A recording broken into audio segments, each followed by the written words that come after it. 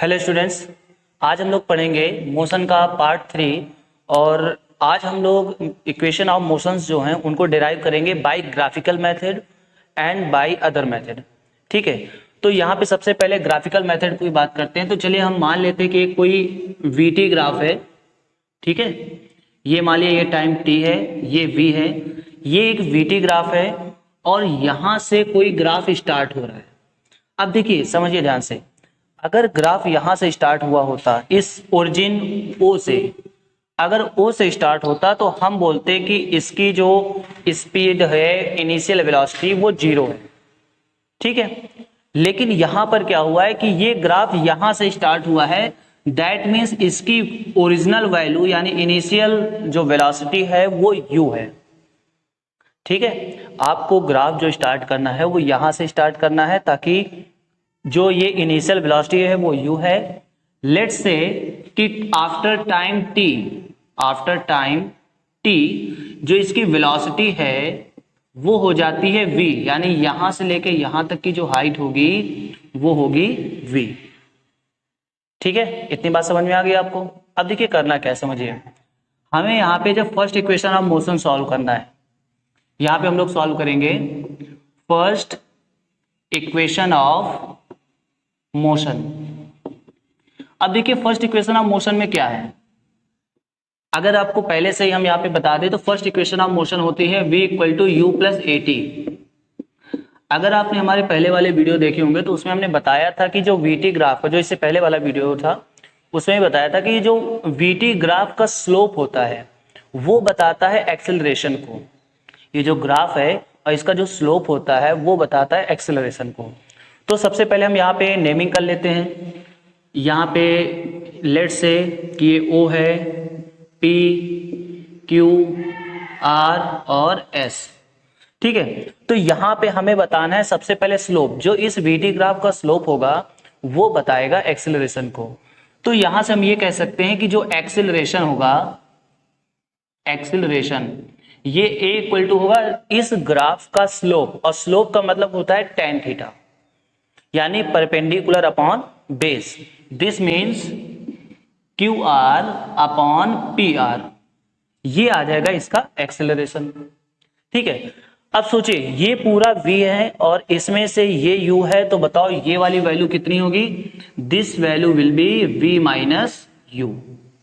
ये जो वैल्यू होगी यानी QR जो होगा वो होगा V माइनस U। और ये टाइम कितना है, ये टाइम है T, यहां से लेके यहां तक का टाइमिंग क्या है T, तो ये भी T होगा।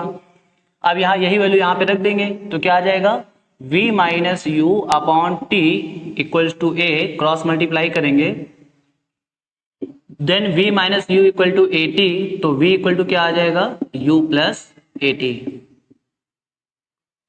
तो ये first equation of motion proof हो चुका है। बहुत सिंपल सा था, केवल क्या निकालना था, स्लोप निकालना था और देन इसके इक्वल कर देना है। क्लियर है, ओके। अब यहाँ पे जो दूसरा मेथड है, अब दूसरी इक्वेशन है second equation of motion, second equation of motion. अब ये इक्वेशन ऑफ मोशन क्या है वो भी मैं यहां लिखे दे रहा हूं। सेकेंड इक्वेशन ऑफ मोशन है S equal to U T plus half AT square. इसका मतलब ये हुआ कि यहां पे हमें निकालना है S मीन्स डिस्प्लेसमेंट। तो इसके लिए क्या करेंगे, अभी तक हमने बताया था कि भाई जो ग्राफ का स्लोप होता है वो बताता है एक्सेलरेशन को, लेकिन जो ग्राफ और टाइम एक्सिस के बीच का जो एरिया होता है, एरिया मतलब ये वाला जो पार्ट होता है, इसके एरिया जो है ये रिप्रेजेंट करता है डिस्प्लेसमेंट को। यानी डिस्प्लेसमेंट अगर हमें निकालना होगा तो हमें इस चीज का एरिया निकालना है। क्लियर है। अब देखो यहाँ पे एरिया दो पार्ट से मिलकर बना है, एक पार्ट ये है, दूसरा पार्ट ये है। एक पार्ट है ट्रायंगल और दूसरा पार्ट है रेक्टेंगल। तो हम क्या करेंगे, जब इस पूरे जो भी ये एरिया आता है इसका जो एरिया पूरा निकालना होगा तो हम क्या करेंगे, ट्रायंगल का एरिया निकालेंगे, रेक्टेंगल का एरिया निकालेंगे और दोनों को ऐड कर देंगे। क्लियर है। तो यहां से आ जाएगा एरिया ऑफ क्या, OPQSO, OPQSO। तो ये क्या आ जाएगा, ये आ जाएगा area of triangle, area of triangle PQR P Q R plus area of rectangle OPRS। अब बताइए यहां से हमें S मिलेगा, ठीक है। ये जो एरिया होता है ये क्या बताता है, ये बताता है डिस्प्लेसमेंट यानी S को। अब देखिए ट्रायंगल का एरिया क्या होता है 1/2 बेस इंटू हाइट, मीन्स देखिए 1/2 बेस है T, ये बेस कितना है T, और हाइट कितनी है, ये हाइट ये है V माइनस U, तो हमने यहाँ पे लिखा V minus U plus area of this, तो इसका मतलब क्या होता है लेंथ इंटू ब्रीथ, यानी ये आ जाएगा UT, ठीक है। अब देखिए V बराबर जो है तो वो अभी हम इससे पहले निकाल चुके हैं कि V इक्वल टू होता है U प्लस AT, तो यहां से आ जाएगा 1/2T और इसकी जगह पे लिखेंगे U प्लस AT और यहां पे आएगा माइनस का U और प्लस का UT, तो बताइए U से U कैंसिल आउट, तो फाइनली S इक्वल टू क्या आ गया, S इक्वल टू आ गया UT, ये वाला लिखा, प्लस का हाफ, और जब इसका मल्टीप्लाई इससे आएगा तो आएगा AT स्क्वायर,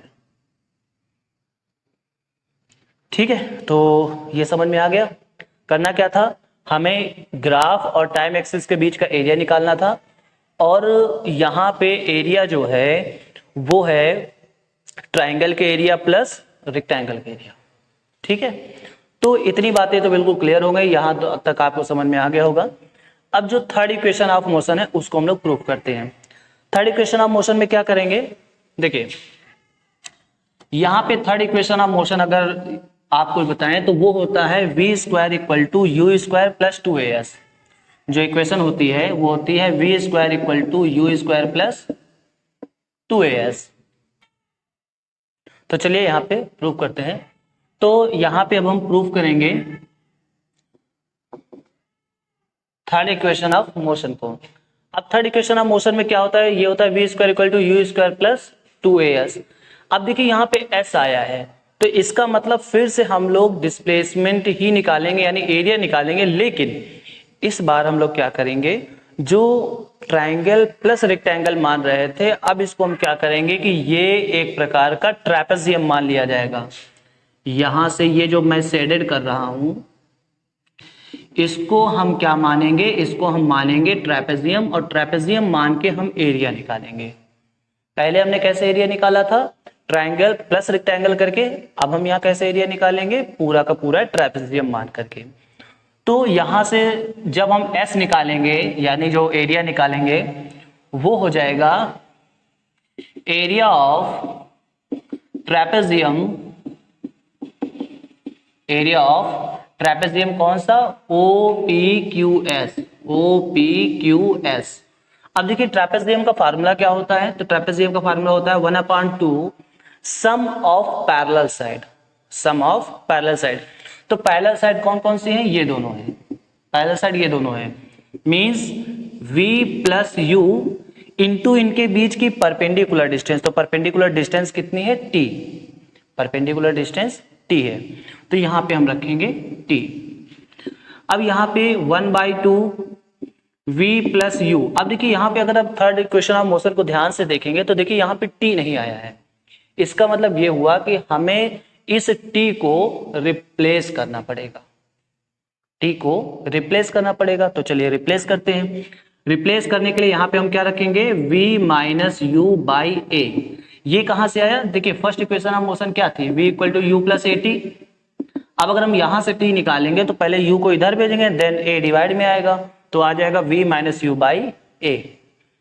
अब देखिए यहां से S इक्वल टू 1/2 A, ये A यहां आ जाएगा, A plus B A minus B, तो क्या आ जाएगा A square minus B square, clear, A square minus B square. तो यहां से आ जाएगा V स्क्वायर minus U square equal to 2AS, cross multiply करने पे तो बताओ V स्क्वायर इक्वल टू क्या आ जाएगा, U स्क्वायर प्लस 2AS।